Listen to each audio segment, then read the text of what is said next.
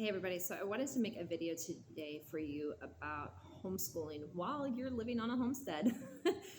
Because obviously living on a homestead, there is a lot of chores that have to be done around the property. There's a lot of tasks that need to be done. I mean, we are literally building everything from the ground up. So we have a lot of things that we have to do. And there's the things we have to do on the property, but then there's the things we have to do with our children too. Like our children deserve just as much time and energy and efforts into helping them succeed educationally as our property gets time for being able to succeed, in growth. So what I've done with my children is I've basically created a schedule of the different kinds of schoolwork we're going to do each day. And then I also even had that broken up into the time periods in which we're going to do them. So let's go over that first. So the time periods. So Monday through Thursday, my children are going to be doing handwriting, language arts, and math, kind of like the core subjects, basically. And so they do that every Monday through Thursday. And then on Fridays, they're going to do science. They're going to do geography, which right now we're learning how the states got their shapes. And then we're going to be doing Spanish. They're learning Spanish. Sorry, I had to think of science, Spanish, and geography, social studies, whatever. Now, I will say in Oklahoma, we are not required to do any sort of, I don't even have to register my kids. There's no test. There's no testing options. There's no, kids have to be at a certain level by a certain time. There's no portfolios or anything like that. And I absolutely love it because even though when we started homeschooling in Florida, because I've been homeschooling for 5 years now, even when we were homeschooling in Florida, we had to have portfolios at the end of the year. And I know as a parent, I always felt pressured to make sure that my kid succeeded and was as high above their last level as possible. And while I still have that in mind, I'm very much so more now I'm not going to move faster than what my child can handle. So with my middle daughter right now, she's 6 years old. She is in first grade math. She will be in second grade handwriting. She is in kindergarten language arts and science, geography, and Spanish. She's at the same level as her sister that's 8 years old because I do all that together with all my kids, the extracurricular elective type things. It's all, even my 3-year-old sits in on it. So they learn all that stuff at the same time. Now, I do want to talk about that with my middle daughter being in kindergarten language arts. It's the same thing for my oldest daughter. She's in third grade math, but second grade language arts. The reason for that is both my children had different struggles that they were going through with language arts. My middle daughter has some speech impediments that we're working on with her, saying the W instead of R's, the W sound instead of the R sound, and L's, I think she says, is a W sound and stuff like that too. So I've basically, even though she knows the sounds the letters are making, I'm working with her on saying them properly. And she's actually doing really, really well with it. And it's the same thing with her older sister. Now, her older sister, she did not have any really speech impediments or anything like that. It was more of a comprehension thing. Her brain just was not picking it up. Putting letter sounds together and the phonics and everything else, it wasn't working. And tried several different curriculums and everything else, and there wasn't a good fit for her in the sense of being able to do that. So I just basically slowed down. And I will honestly tell you, when she hit 7 years old, everything made sense. My oldest daughter, all the stuff I've been teaching her started to click. She's reading so well now. She's reading words that I didn't even know she knew how to read, but it all makes sense now. And so, yeah, she's in second grade language arts and she's technically 8 years old, but oh well. So I will say that's one thing I like about Oklahoma is I don't feel bad that my kids are at a level maybe lower than what their age would normally do, but I also have them in advanced curriculum. So it's kind of, I don't know, they might actually be ahead of what the actual public school grade level is for them. I don't know. But I wanted to talk about that because there is different curriculums that we use. So like I said, we use handwriting, math, and language arts is Monday through Thursday. And for all of that, we actually use The Good and the Beautiful right there. I love The Good and the Beautiful because it's rather interactive. There's really pretty pictures. I really like the phonics part of things. They have sight words, sight words ladders and everything else, but they also have phonics where you're sounding words out. And like I said, it hasn't necessarily clicked yet fully for my middle daughter. I mean, it has, because she's actually reading pretty well, but she just has where she says the letters the wrong sound.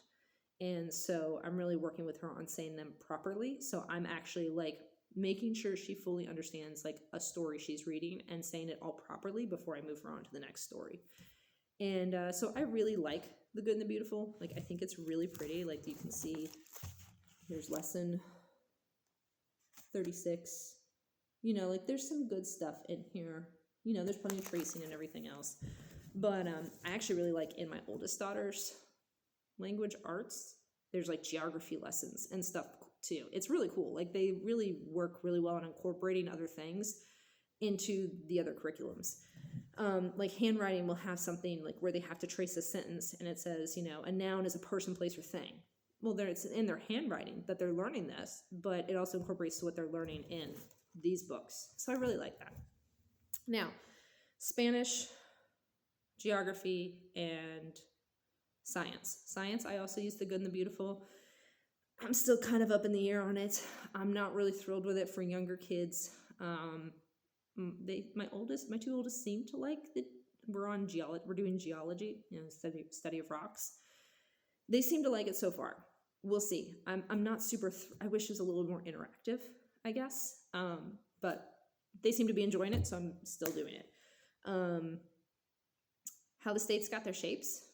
I'm literally using a states book that I found for $1 at Walmart, where it has every single state listed and some fun facts about it, and they have to trace the name of the state and then write it on their own. And then I actually bought a book years ago when I was in college that I think I heard about on the Discovery Channel or something like that. That was literally called How the States Got Their Shapes.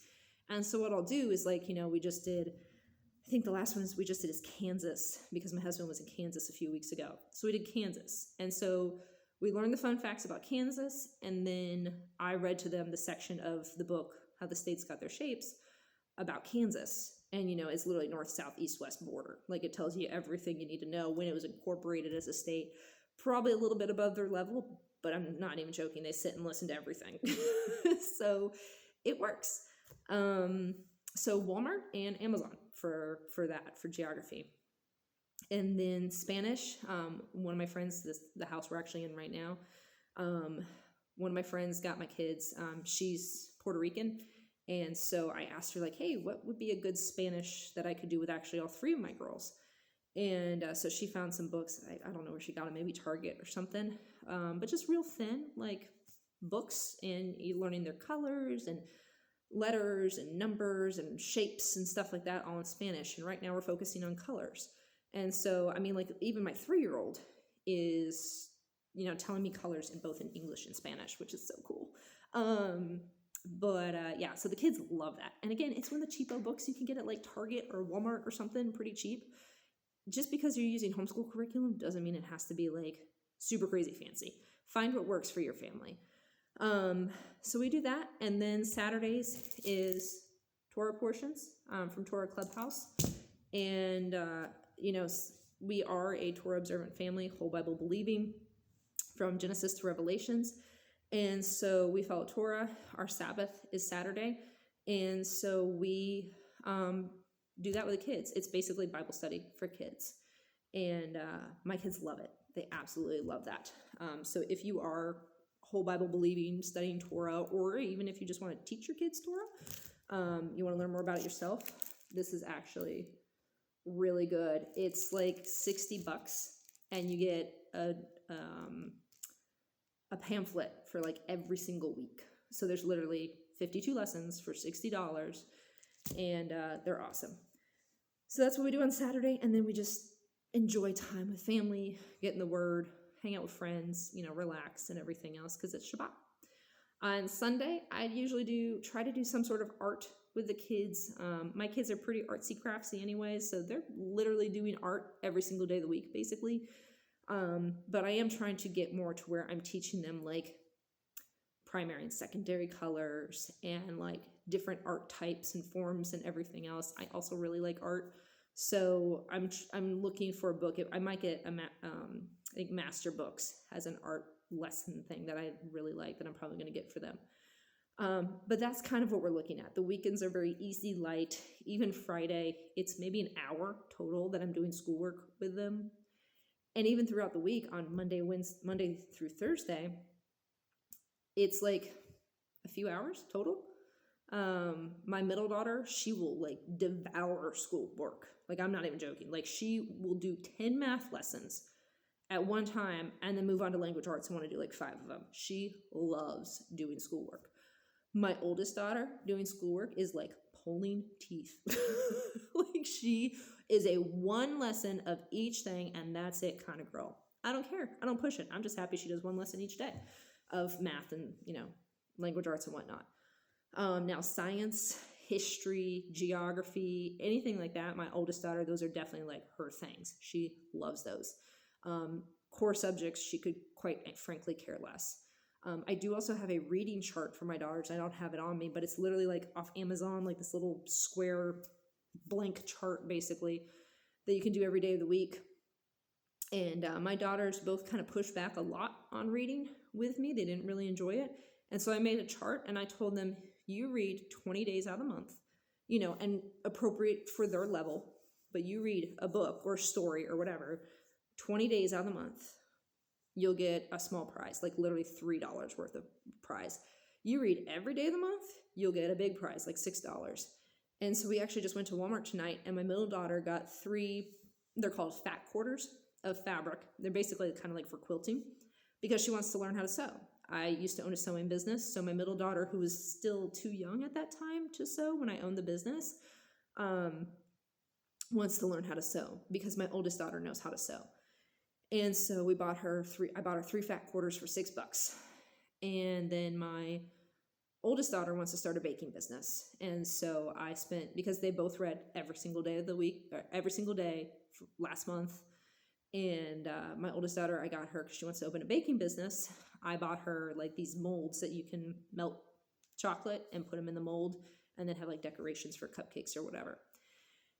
And that was like $4 actually. But they're definitely incentive-based children, and I've realized that. And so they will not even question me on reading. Like, my kids literally read before I can even like get a chance to do anything. And I do make sure they actually read. Like, I do check, and they're asking, like my middle daughter, she will ask me, Mom, what's this word? What's this sound for this letter? And things like that. And then my oldest daughter, she's gotten so good at reading now because she's literally read every single day for like 3 months now that, she's picking up harder and harder books off their bookshelf and trying to read them. And it's really exciting to see.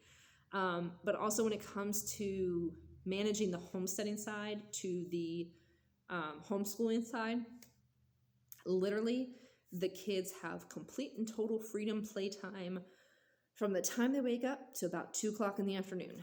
From basically 2 to 5 every day, we're doing schoolwork. And 5:00 on is just, family time and whatnot, dinner, bedtime, and everything else. The reason I do it that way is because my kids are not school time in the morning people. I have friends that homeschool and they do homeschooling first thing in the morning, and then that way their kids have all day to play. I can't do that with my kids. My kids will never do schoolwork first thing in the morning. Their brains don't function that way. They need time to get out all their energy and everything else. Like, I've tried doing schoolwork in the morning and it was a massive battle. I will never try again. And that's fine. Again, it's homeschooling. That's the beauty of homeschooling. You have the ability to work it around what's best for your children. And afternoon school time is better for my children.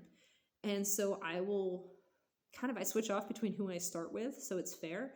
But a lot of times it's between my 2 oldest. And then my 3-year-old, she's actually already doing preschool work. Like, she's writing her letters, she's saying letter sounds and everything else. She doesn't obviously know them all perfectly yet, but she's getting there. And every day she wants to do her schoolwork, which I got her the Good and the Beautiful preschool schoolwork. She wants to do it just like her big sisters. And so that's one thing I really like about homeschooling is, at least with my daughters, like my 2 youngest see my oldest doing it and they want to be like their big sister. And so also, like I said, my middle daughter has like an insane love for learning anyways. But it's just really cool to see them, really get into their schoolwork and everything. But that's about it, guys. Like I said, for our family, this is what works. There's a bajillion different curriculums out there for a bajillion different prices. One of the reasons why I chose the Good and the Beautiful is because I could kind of pick and choose what I used. It wasn't like a one size fits all, like I have to use all their curriculum or none of it. And it's also not nearly as expensive as some of the curriculums out there. Like there are literally like $1,000+ curriculums. I can't afford that. I'm going to flat out say I can't afford that. And they're really good curriculums usually.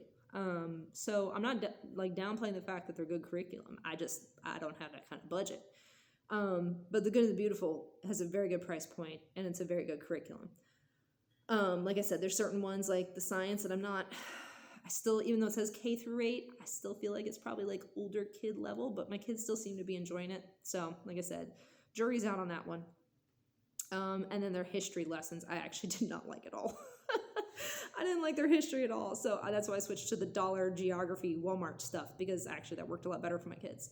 But again, that's what worked better for my kids. And that's the beauty of homeschooling, finding what works best for your kids and going with that. But yeah, that's basically it, guys. I don't want the video to go too long, but that's kind of how I manage homeschooling and homesteading. If you do have any questions, you can absolutely post them in the comments below. I'll be happy to answer any questions you have about homeschooling. And do understand, though, that homeschooling is different for every state. So I don't necessarily know every single law in every single state. I know Oklahoma and Florida, and that's about it. But I'm happy to answer any questions you have about curriculum. That I can definitely do. So like I said, any questions, put them in the comments below, and please remember to subscribe and hit that notification bell so you know when I have the next video. All right, hope you all have a great night. Bye.